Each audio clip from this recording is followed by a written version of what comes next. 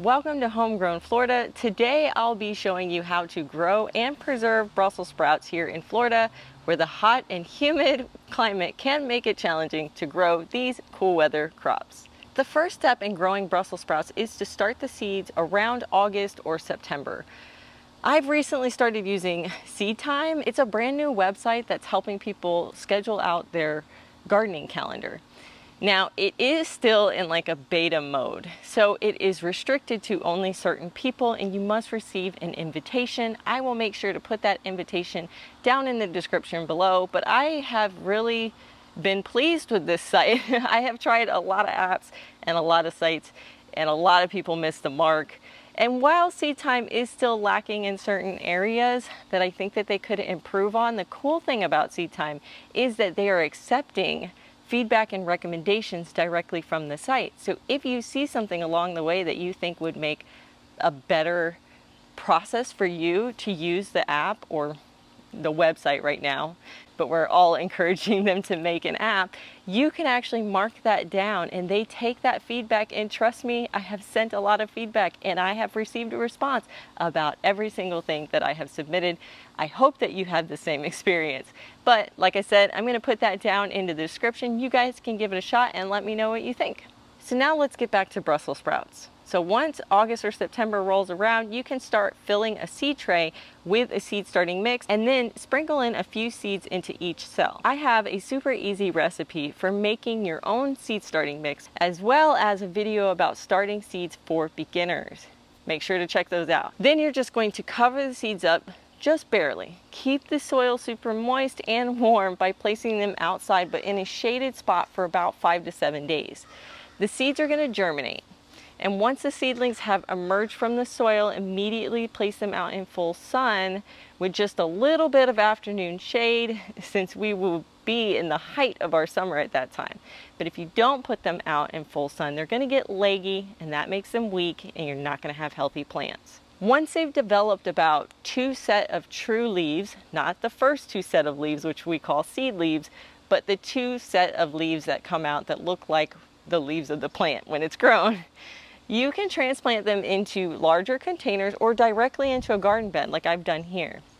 The plant will need a full square foot of space, so ensure you are using at least a 7-gallon container for this plant, or like I said, a good solid square foot in your garden bed. Before transplanting them to their forever home, make sure to drop some granulated fertilizer into the planting hole. So Brussels sprouts prefer full sun and fertile, nitrogen-rich soil. Water the plants regularly and deeply to keep the soil moist but not waterlogged. At least 1 inch of watering or rainfall a week should do you fine. Fertilize the plants every 4 to 6 weeks with a nitrogen-rich fertilizer. I like fish emulsion by Neptune's Harvest, compost tea, or diluted urine. These plants do tend to start kind of slow, but once they get going, they really take off quickly. Once the plants are about 2 feet tall, or maybe 2.5 feet tall, start clipping off the bottom of the leaves. A few weeks after that, they'll start to just develop these tiny little nubs or tiny little sprouts. You're almost not going to realize that that's going to be the sprouts, and they will create them along the stem of the plant. To speed them along, I will cut the tops of the plants off. This really pushes the plant to focus on growing those sprouts. Don't throw those tops away. They make the most amazing sprout chips, just like kale chips, but better. Just roast them at 400 for about 15 minutes and they are perfect. If you're getting value out of this video, make sure to hit the like button so that it gets spread to many other people who are attempting to grow Brussels sprouts in warm climates. So next up comes the most fun part of growing Brussels sprouts, which is harvesting the sprouts. You're going to want to harvest them when they're between 1 and 2 inches in diameter and they're firm and bright green. Normally you harvest sprouts from the bottom up, but mine did something a little weird, which was that they got bigger on the top rather than the bottom, so I'm just cutting them off from the top down. I think this might be a variety of thing. I'm not sure. The variety is called Jade Cross, and it's literally the only one that has actually worked for me here down in Florida. So use a sharp knife or some garden scissors to cut them off at the stem. Leave the rest of the leaves intact and all of the rest of the sprouts to allow them to continue to grow and get bigger. Your other option is to harvest the whole plant and either store the whole stem with the sprouts in the fridge or cut them off and then store them individually in the fridge. I choose this option since I don't really have room in my fridge for an entire stalk.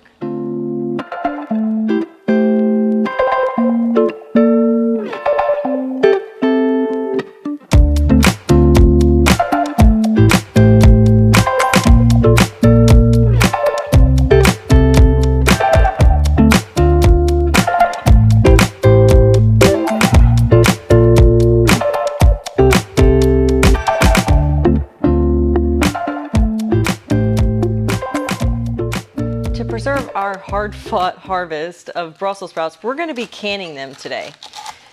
And we're going to be canning these Brussels sprouts in a pickled balsamic maple brine. Now you could freeze these. All you have to do is blanch them in some hot water for a minute or two, and then you can freeze them. And they do preserve that well. However, I don't like the taste of frozen Brussels sprouts. I feel like they're mushy and they don't have very good texture. And I found this recipe, actually I got the recipe from Rachel on that 1870s homestead. She did this recipe not too long ago with her harvest of Brussels sprouts. Now, this recipe is not an approved or tested recipe with the National Center for Home Food Preservation or with Ball canning, but I feel comfortable using it because of the very high amount of vinegar in the recipe. Vinegar is something that we use in canning to help preserve things, and particularly water bath canning. Think like pickles or dilly beans or pickle beans. You can take some low acid foods like Brussels sprouts and you can pickle them and it becomes safe because of the amount of vinegar that you're using. But like I said, this one has not been tested or approved, so use at your own risk.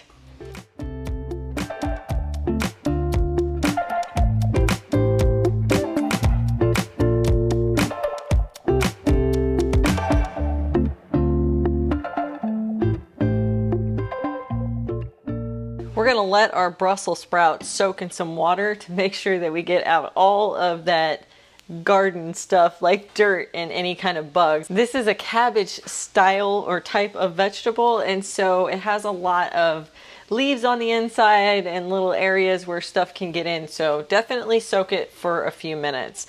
But now let's get to our brine. So the first thing we're going to do is do 2 cups of balsamic vinegar.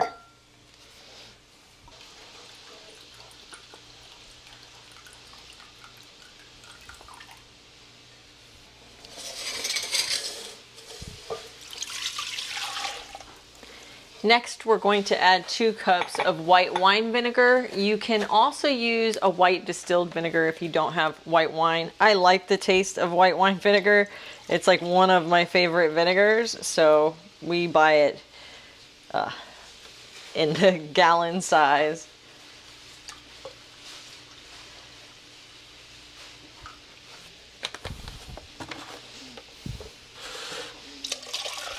Then we're going to add 2 cups of water and 1 cup of maple syrup.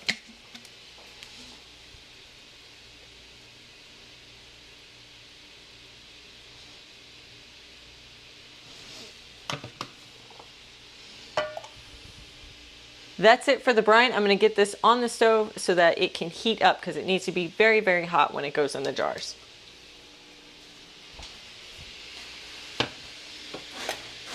Okay, so I've sterilized all my jars. I'm going to actually be doing 6 pints. I think Rachel did 12 quarts, but I don't think I have enough Brussels sprouts for that, or I just not sure I'm absolutely going to like it, so I'm starting with a smaller amount. Now, to each one of the jars, we're going to add a pinch of pepper flakes. These are the peppers, the ancho chili peppers. They're a sweet ancho chili pepper that I grew in my garden, so it's not super spicy at all, thankfully, because we are a house that is not a fan of spice. Next up, I'm going to do some garlic powder. Oop, that was a little much. Just want a pinch. Well, one of them is going to be super garlicky. And then a pinch of black pepper as well. I'll now be adding 1/4 of a teaspoon of salt to each one of these.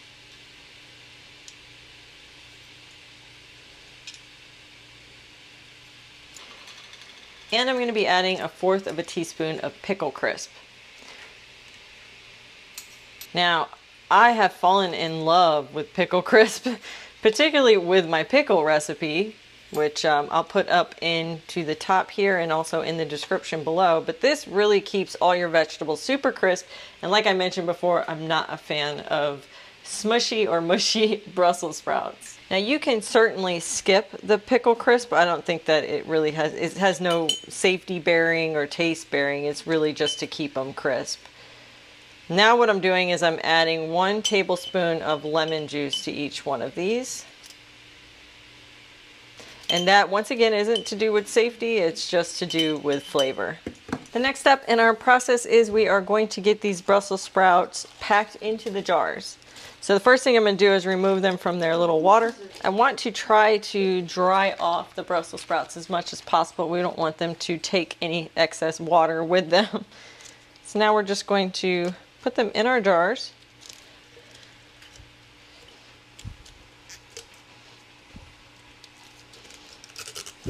I'm going to press them in a little bit. You don't want to pack it in too tightly because you want the brine to get down in there, but you do want to fit as many as possible into the jar.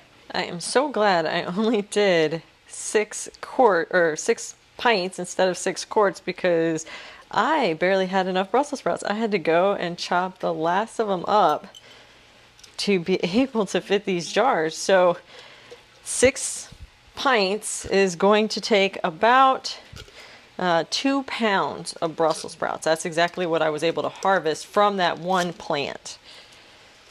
So thankfully, we have enough. Almost perfect. Look at that. Love it when that happens. So now our brine is piping hot, and so we're going to pour this brine into each one of these jars, leaving about 1/2 inch of headspace.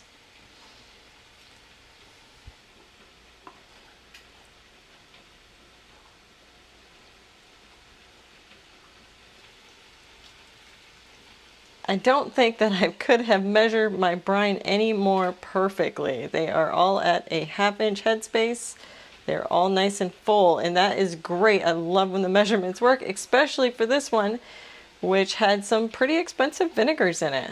Next up, we're going to debubble our jars, and that just means you're going to put like a knife or a debubbler down in there and kind of move them around.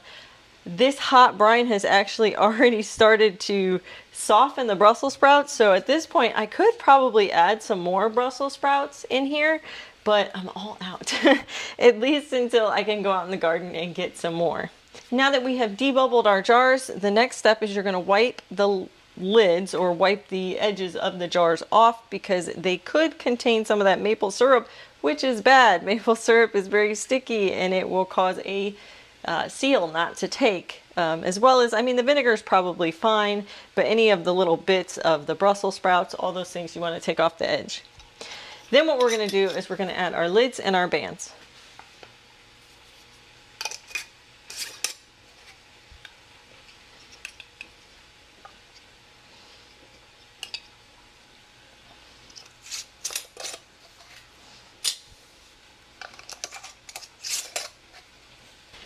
Now that we have our jars completely filled, I'm going to be putting them here in a boiling water bath. And basically that just means you are going to put these in boiling water until they are completely submerged. And we're going to water bath these for 15 minutes.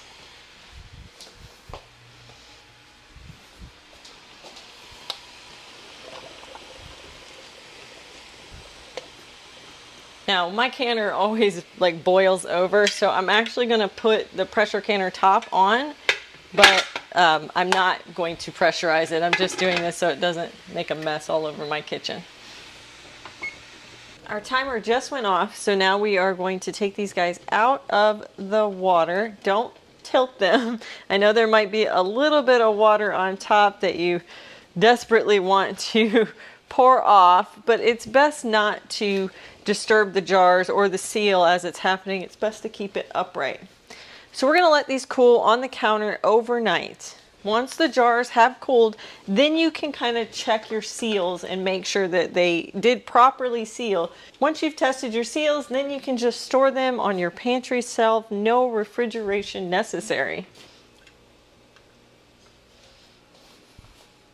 And that's how you can grow and water bath canned Brussels sprouts in Florida. With just a little bit of care and attention, you can enjoy this delicious vegetable all year round. If you want to watch a couple more of my videos, I'll pop them up right here. You can check those out between now and my next upload. Happy gardening, guys.